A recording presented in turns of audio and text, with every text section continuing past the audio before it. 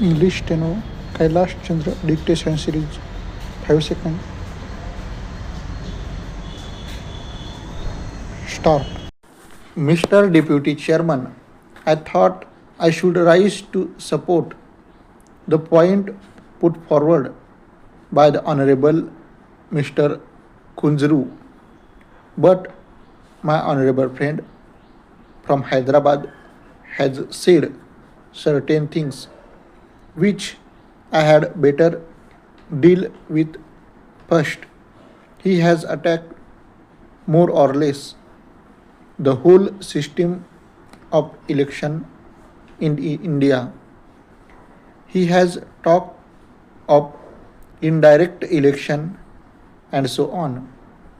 I am afraid he has gone far beyond the scope of the bill, and I do not think that that needs an answer at all.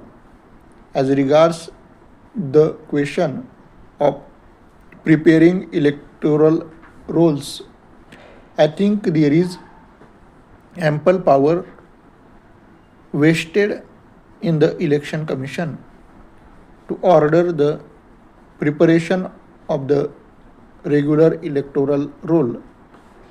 If the election commission considers it necessary for any extraordinary reasons, such as a large exodus from one place to another, and things of that kind.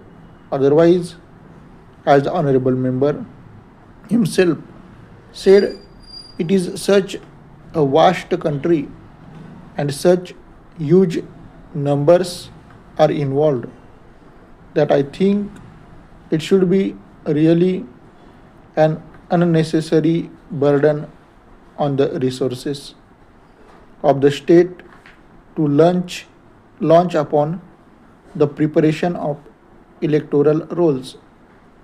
Every year, the same purpose could be served by revising the electoral rolls every year as per the directions given by the election commission, as well as the rules laid down for the purpose in the democracy. One of the prerequisites for its success is vigilance, and I think it would be quite in order to expect the people of various parties to interest themselves to the revision of this electoral roll. In fact, that is an obligatory task of the citizens, and it only helps to greater awareness and alertness on the part of the different parties. Paragraph. There was another point made by my honorable friend, to which I should like to refer. He referred to false personation. I am not going to deny it absolutely.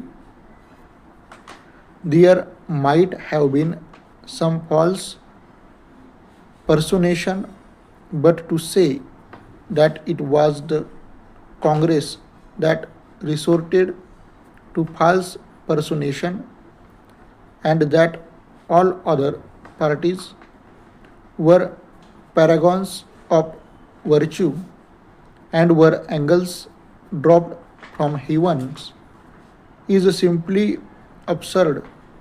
That he should have had the boldness to venture such a reckless statement, I should say irresponsible statement, without any proof whatever, it wholly unfair on his part to the Congress, and it is no credit to this august house that one of its members should make such an allegation against the opposition party.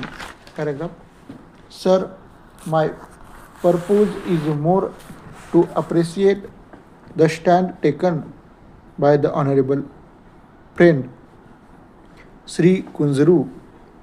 I do not know. It is for the Honorable Minister to say whether even now, as the clause stands, it would not be open to the Election Commission to review the order of the Chief Electoral Officer made in appeal against an order of the Electoral Registration Officer. I have an idea that the Election Commission is a supreme in these matters, that even when there is an appeal from the Electoral Registration Office to the Chief Electoral Officer and the Chief Electoral Officer passes an order, though it may be final in the ordinary sense, it does not preclude the Election Commission from revising that order. I would like to enlighten on this point. If the Honorable Minister in charge of the bill says that the order in appeal of the Chief Electoral Officer over an order of the Electoral Registration Officer is final and it is not open to the Election Commission to set it right, then I beg humbly to differ from such a stand, and I think that is a lacuna which should be made up. So I would like the Honorable Minister to apply his mind to this aspect and see that in no case the supreme authority of the Election Commission in this matter, which is of vital importance, is in the least abridges or curtailed. I think a slight amendment to clause 23 would set right the whole matter. Paragraph. There is only one other remark which I wish to make before I conclude, and that is with regard to clause 25 on page 8. It enjoins on every local authority an obligation to make available to the Electoral Registration Officer such a staff as may be necessary for the performance of any duties in connection with the preparation and revision of electoral rolls. Well, with the knowledge that we have to these local authority may fail to make available to the Electoral Registration Officer the staff that he wants now, what is the remedy if the local authority does not meet that obligation?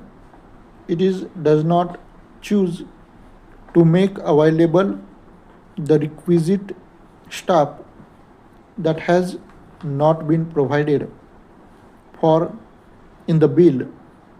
It is open to the Honorable Minister to devise some means to meet such a contingency, but I think A clause like this would be very helpful. That will be some kind of an inducement to the local authority to provide the staff. That is all that I have got to say, and I will no longer tire the house.